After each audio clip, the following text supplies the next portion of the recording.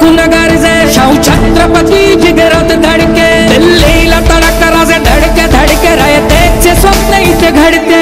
आपण व्यासपीठावर जी गर्दी पाहिली ही महाविकास आघाडीच्या नेत्यांची आणि कार्यकर्त्यांची। तर महाविकास आघाडीला जे कोल्हापूर जिल्ह्यामध्ये यश मिळालेलं आहे या यशामध्ये चंदगड विधानसभा मतदारसंघातील महाविकास आघाडीच्या घटक पक्षांच्या नेत्यांचा आणि कार्यकर्त्यांचा मोठा वाटा समजला जातो। तर आज छत्रपती शाहू महाराज जे नूतन खासदार आहेत यांचा आभार दौऱ्यादरम्यान आपण इथे पाहिलं की या नवनिर्वाचित खासदारांचा सत्कार करण्यासाठी महाविकास आघाडीचे प्रमुख नेते हे आज उपस्थित होते आणि याच नेत्यांनी या चंदगड विधानसभा मतदारसंघातून 9000च्या जवळपासचं लीड हे दिलेलं आहे आणि लीड मिळाल्यामुळे महाविकास आघाडीच्या नेत्यांच्यात आणि कार्यकर्त्यांच्यात एक उत्साहाचं वातावरण आहे। आणि आपण पाहिलं की या लोकसभा निवडणुकीनंतर महाविकास आघाडीच्या प्रमुख नेत्यांची जे की इच्छुक आहेत या इच्छुकांची विधानसभेच्या अनुषंगाने त्यांची वाटचाल चालू आहे।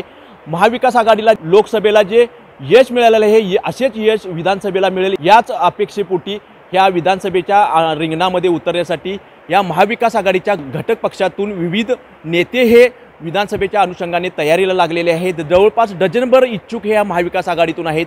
काँग्रेसमधून विद्याधर गुरबे, गोपाळराव पाटील, विनायक रूपा आप्पे पाटील, शिवसेनेतून सुनील शिंत्रे, रियाज शमनजी, प्रभाकर खांडेकर, शरद पवार राष्ट्रवादी गटातून नंदाताई बाबुळकर, अमर चव्हाण, शिवप्रसाद तेली, त्यानंतर जनता दलातून स्वातीताई कोरी, बाळेश नाईक असे इच्छुकांची ही डझनभर ही लिस्ट जी आहे ही महाविकास आघाडीतून पाहायला मिळते।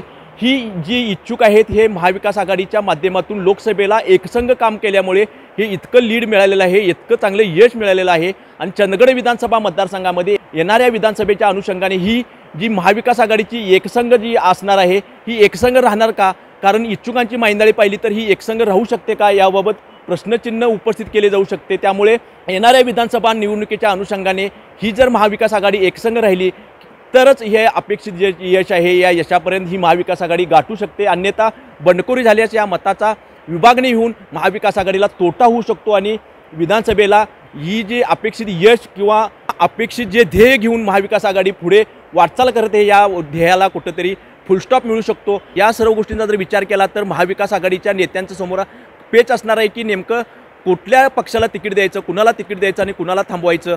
तर ही खरी अग्निपरीक्षा ही आता महाविकास आघाडीच्या नेत्याची असणार आहे आणि खरी अग्निपरीक्षा ही आमदार सतेज पाटील यांची असणार आहे, कारण महाविकास आघाडीची इच्छुकांची संख्या ही चंदगडमधून जास्त दिसते आणि ही इच्छुकांची संख्या थांबवून या इच्छुकांमधून एकाला उमेदवारी देऊन बाकीच्यांना थांबवणे आणि महाविकास आघाडीला चंदगडमधून मोठे यश मिळवून घेणे हे महाविकास आघाडीच्या माध्यमातून प्रयत्न असणार आहेत। आणि तसं त्याच पद्धतीने आमदार सतेज उर्फ बंटी पाटील यांची राजनीती असणार आहे।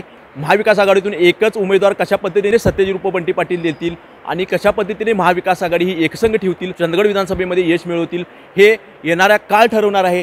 तुम्हाला काय वाटतं, चंदगड विधानसभा मतदारसंघामध्ये महाविकास आघाडी ही एकसंघ राहील का आणि कशा पद्धतीने महाविकास आघाडी ही चंदगड विधानसभा मतदारसंघावर झेंडा फडकवेल, कुणाला उमेदवारी दिली तर हे सर्व शक्य आहे। आपले मत, आपली प्रतिक्रिया लाईव्ह टुडे मराठीच्या या कमेंट बॉक्समध्ये नोंदवून लाईव्ह टुडे मराठीला सबस्क्राईब करा। गडिंग्लजहून लाईव्ह टुडे मराठीसाठी नितीन मोरे।